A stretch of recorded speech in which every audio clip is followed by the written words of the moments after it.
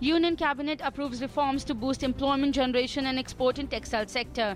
Decides to keep fertilizer subsidy rate unchanged for October-March 2016-17. Also approves MOU between India and Thailand on cooperation in controlling narcotic drugs and psychotropic substances.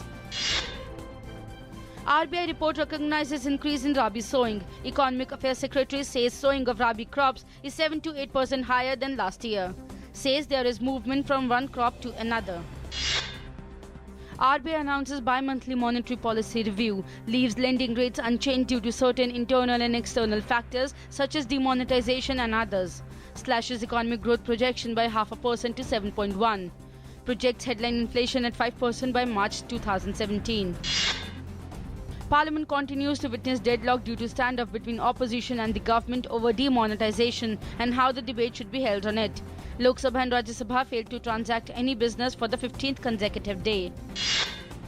Jan Dhan deposits decelerates after government warns against misusing such accounts for converting black money into white. CBDT says average deposit per Jan Dhan account at Rs 13,113 during November 8 to December 2 is not alarming.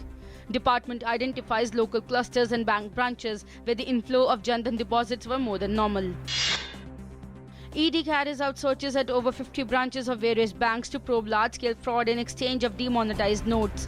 In coordination with bank auditors, several teams of the Directorate conduct searches in Delhi, Mumbai, Goa, Jaipur, Kolkata, Patna, Lucknow and other major cities.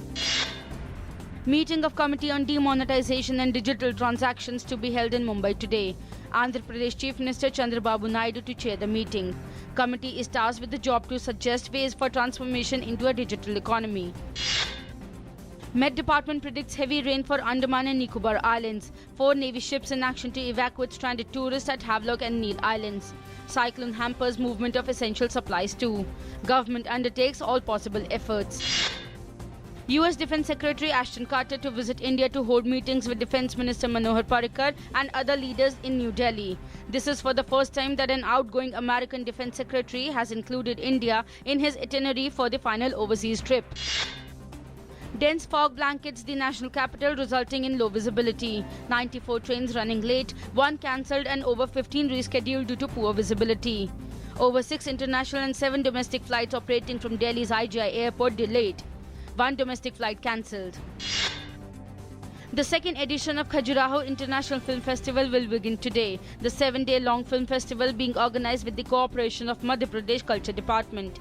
The festival would screen women-oriented films in which either women have played a prominent role in direction or production or in which an actress is in the lead role. Pakistan International Airline plane crashes near Haveli in Abbottabad. All 47 on board dead. Army troops and helicopters carry out rescue efforts at crash site. Military says 40 bodies recovered so far. In Iraq, dozens of civilians killed and wounded in airstrikes on an Islamic State-controlled western town of Al-Qaim near the Syrian border. Iraq Parliament Speaker holds government responsible for such mistakes and demands immediate launch of investigation into the alleged strike.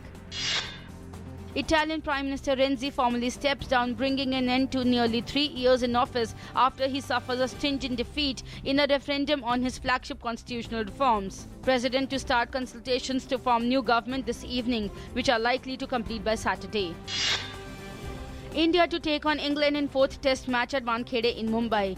Team India lead 5-match series 2-0.